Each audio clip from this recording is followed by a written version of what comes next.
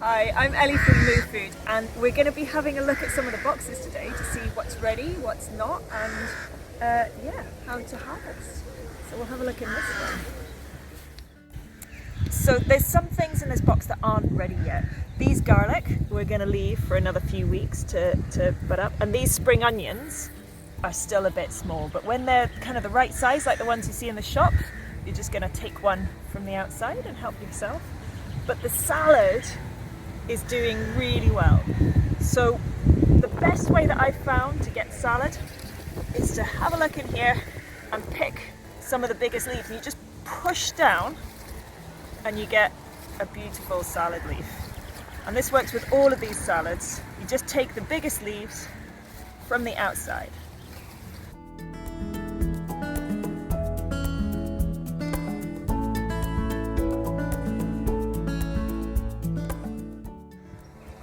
So this amazing plant is called Magenta Aura, and it's absolutely beautiful with its really bright pink leaves. You can use the young leaves in salad, or you can pick these big ones and use them just like spinach. So if we keep harvesting the salad like this, taking just the biggest leaves from the bottom, what will happen is that the lettuce will keep producing these lovely sweet young leaves, and it'll keep doing this for weeks and weeks rather than just using a whole lettuce at once. And that means we'll all be able to have nice fresh crispy salad. In this salad bed, hiding in between these garlics, is a sorrel, and it grows every year. It just comes up from a good strong root in there, and you know it's a sorrel because it's got these pointy bits at the bottom, so the leaves look like an arrow. But this has got a really lovely tangy lemon taste, so it's really worth picking a couple of little leaves as they come up to go in your salads and give it a real fresh tang.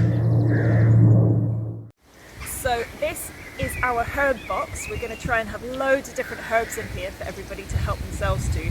We've also got some broad beans, which are just starting to form little tiny baby beans, but it'll be a little while yet before they're ready to harvest. And it's worth keeping an eye on the courgette in the corner here and helping yourself when they become big enough. So we've already got some herbs established in here. We've got oregano, which smells amazing. Now this is great in any kind of Italian food or Mexican. They use loads of oregano, and you can just take a sprig, and you can see there are some little leaves here that will just bush out and create more leaves for us. We've also got parsley. You can make parsley sauce, you can put it into all sorts of soups and things, and the great thing to know is that especially for soups and stews and things, is you can put a whole stalk in, and you won't eat that, you can take it out before you eat it, but it gives a really good flavour. And then the leaves you can chop up and sprinkle on top. So this is dill, and if you just take one of the big leaves as they appear, it's really great with cucumbers or with beetroot, and really, really nice with fish. This one is thyme, and I use this all the time. Anytime I fry onions, I stick a bit of thyme in, and it really gives a good flavour. And like with the oregano, you just pinch a sprig off, and you're leaving leaves below to carry on growing. And you can either throw this in whole and pick it out again, or you can just strip the leaves off and put them in.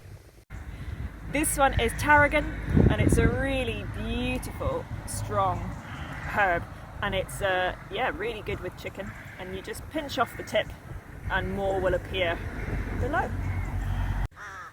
So these beautiful soft leaves are sage, and you can just choose a nice big leaf and chop it up and put it in a stew or a soup. It is quite strong, so it's worth just experimenting with, but a really lovely, lovely flavour.